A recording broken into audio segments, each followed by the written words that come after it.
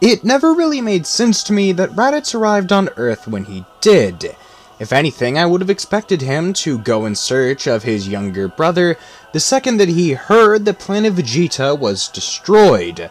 All of Raditz's family had this weird familial connection, except for Raditz, but he did still remember his brother. And for one reason or another, I feel like he should have gone to Earth way sooner than he did. But that's not the topic of this video. Instead, it's a bit different. What if Raditz abandoned his younger brother entirely?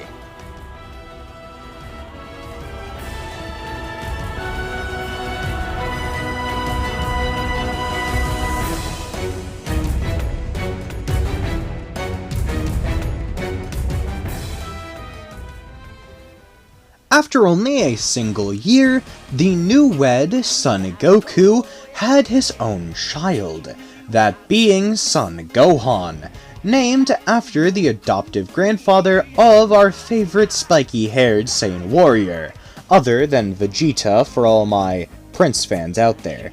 Although, sadly, Goku would not be meeting said Prince anytime soon, as Raditz, once again, as the premise of this video so suggests, would not be coming to Earth.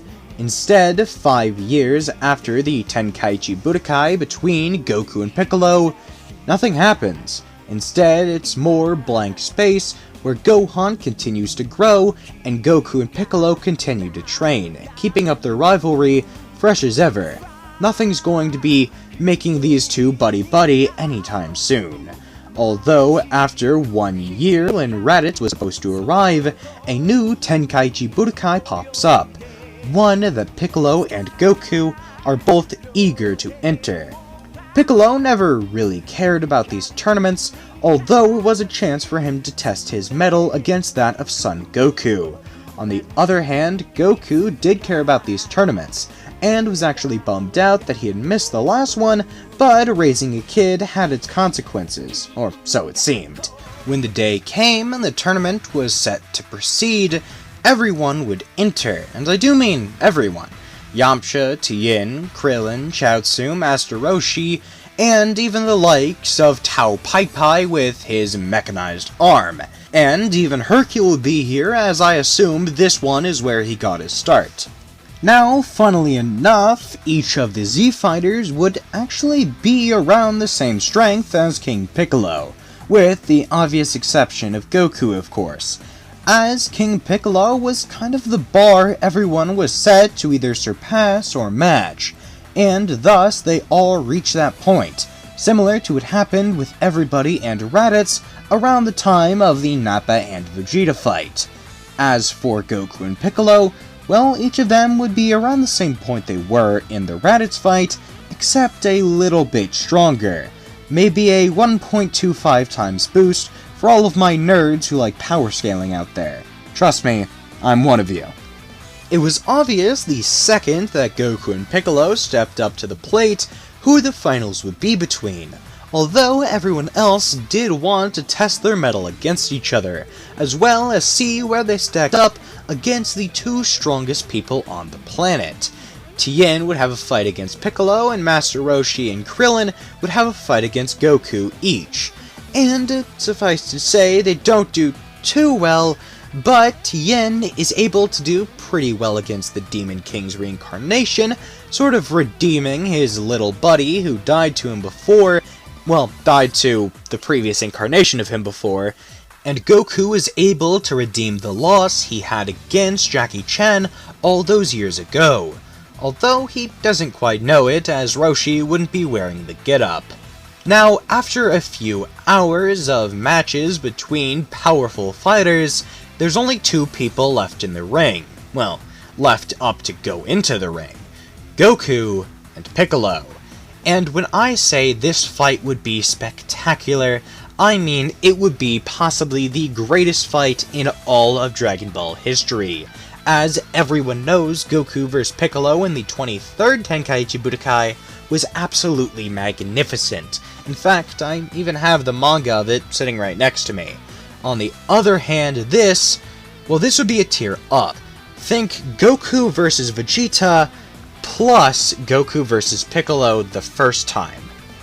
But then, something would happen. Something that disrupts the fight and causes it to majorly shift in Piccolo's favor. At least it seems. The Special Beam Cannon, a technique that Piccolo had been developing specifically to kill his greatest rival. Except Goku was able to take it head on. It's not like his power was great enough to where he'd be able to face tank the attack, but instead, Goku had a way to somewhat counter it.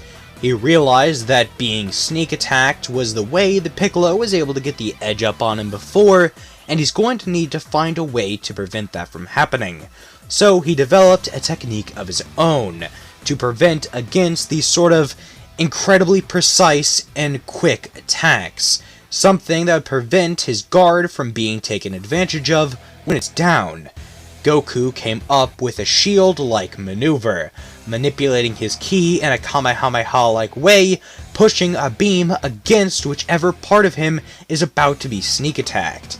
It did take a moment to activate, and so the Special Beam Cannon was able to damage him, but he was able to repulse it away fast enough to cause him from being fatally wounded.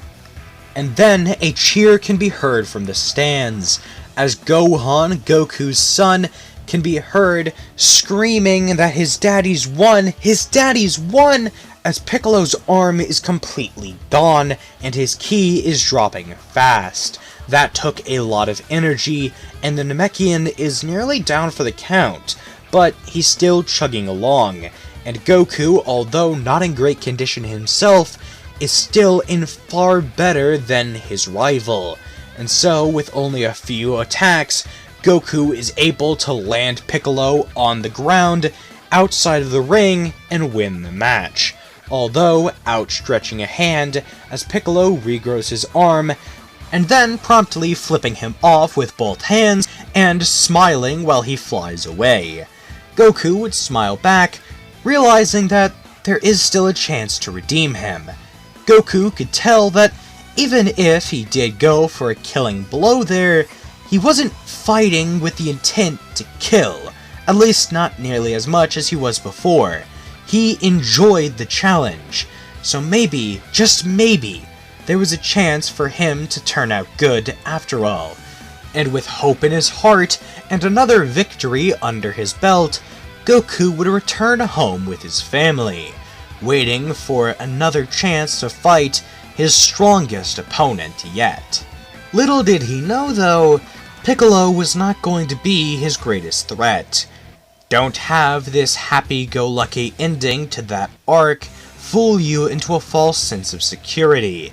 The Earth is not safe. Not by a long shot. Not only are the androids being developed, but there's another threat on the way. One more sinister than you might expect. A familiar face, but a different person entirely.